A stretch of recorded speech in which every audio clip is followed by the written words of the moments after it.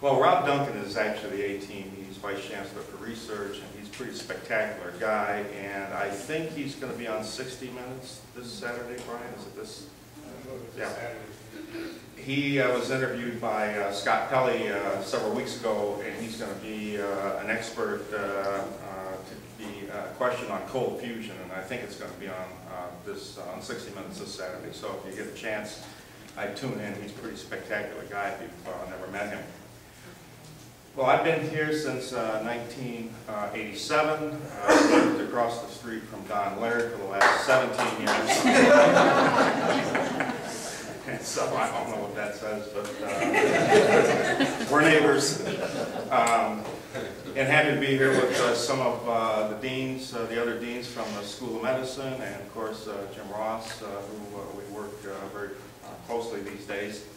I just want to tell you a few things about the medical school.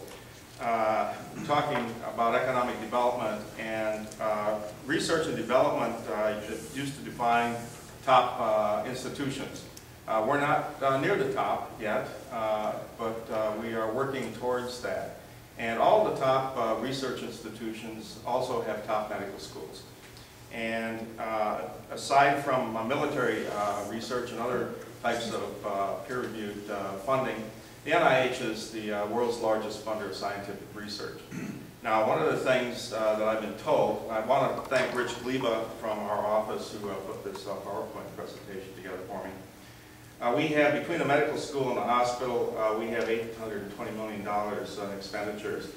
And if $1.30 goes towards economic development, that's a $1.8 billion economic impact on the local economy.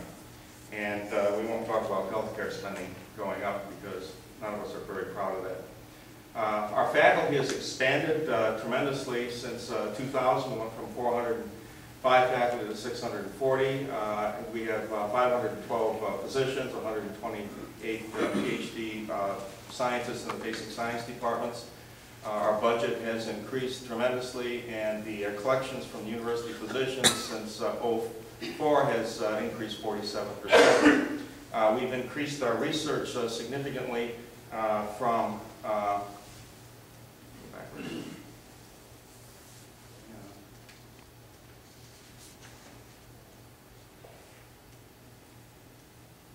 okay, we've increased our research significantly in the same period of time. We're up 167%. And for the fundraising campaign that just ended, we have raised $112 million. That was mostly due to Dr. Bill Christ, who is now out in Arizona and struggling with the financial issues at the University of Arizona. We have recently hired 2 department chairs, Dr. Timothy Fate. He's from St. Louis University, and he's Child Health, and Dr. John Loriello. He's going to be our new chairman of psychiatry. He will only be the 3rd chair of psychiatry in the last 52 years at the university. And he's from the University of New Mexico, and he's really a great guy. And he's going to be a very strong part of the community. He really believes in outreach and mental health issues. And so I'm thinking you're going to be seeing him a lot in the community when he gets here. We have quite a few students at the school. A total of 975. 387 of those are medical students, and the rest are residents and interns and masters and PhD. We have a large number of our graduates in the state of Missouri. Over 40% stay in Missouri. We have 600 in Boone County, and we've got 2,500 alumni in Missouri. We've got 7,000 worldwide, and I presume a lot of those people used to live in Columbia who are now in Arizona and Florida, some other places with maybe a little better climate. One of the things that I want to point out, we have a free clinic over on Wilkes Boulevard. It's right in back of Hickman High School. They're open Thursday evenings from 5 until 9. I was over there a couple of weeks ago. It's really spectacular to see what our medical students are doing in helping the poor people in the community. The other thing that the medical school does, we provide, we're the only school now that provides for the campus undergraduates anatomy, microbiology, physiology, and pharmacology, and biochemistry. There are no other units on the campus to teach those undergraduate students these days. One of the things that I think we're most proud of is in 1993 we changed our curriculum from a traditional medical school curriculum where you have one faculty member lecturing to a whole auditorium full of students. We changed over to something called PBL, problem-based learning. It's kind of like the Harvard Business School case method of teaching. And before 1993, we were just pretty much an average medical school when it came to grade point averages and MCAT scores, which is the Medical College Admissions Test, and also our board scores on the licensing examination, the USMLE, United States Medical Licensing Exam. So you can see what happened after we changed over to curriculum, that instead of being an average to slightly below average medical school, you can see how the scores have really taken off on a very steep slope to now we are way higher than the national average for scores on all phases of the licensing examination. And in addition to that, we've been tracking the performance of our medical students in the various medical residency programs throughout the country. And our residents consistently rank in the top 10% of all the residents in all the programs of their training. So what does this mean for us? Well, now we're able to attract the best students around, and a lot of them decide to stay here and do their training here, maybe get a degree in a PhD along with an MD degree, and we hope to keep those students within the system. And so we're kind of growing our own. But the change in the curriculum was really what did it. We have this very nice simulation lab now.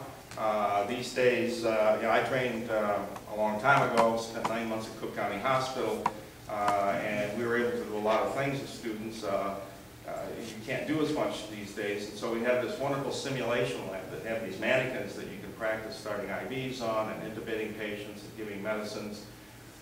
We have several mannequins. The two most expensive, I don't know if this is the $240,000 one or the $50,000 one, but it's been a real help in medical student education, nurse education, and all other health professionals. And that was due to a $2.3 million gift from Dr. Sheldon, who's a retired anesthesiologist. We also have a contract with Cerner to develop educational software for the Cerner Corporation that is over in Kansas City. We take care of a lot of patients in the state. We treat patients from every single county. 67,000 of them are in Boone County.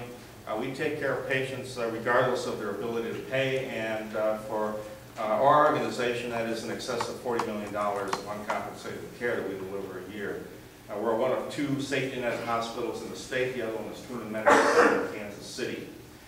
We've always, since we're a rural state, we've always had a big emphasis on rural health. We have a large telehealth system, 150 sites, 40 counties, 15 specialties. So we do teleradiology, we do teledermatology, we do telepsychiatry, and so it's to keep the patients in their community where they don't have to drive long distances to see a specialist. We can do a lot of that care over that, you know, real-time interactive TV.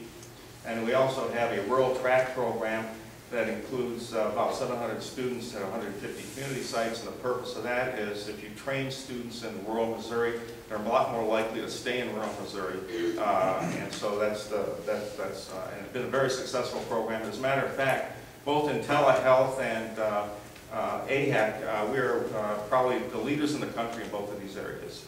We get people coming here all the time, and also problem-based learning.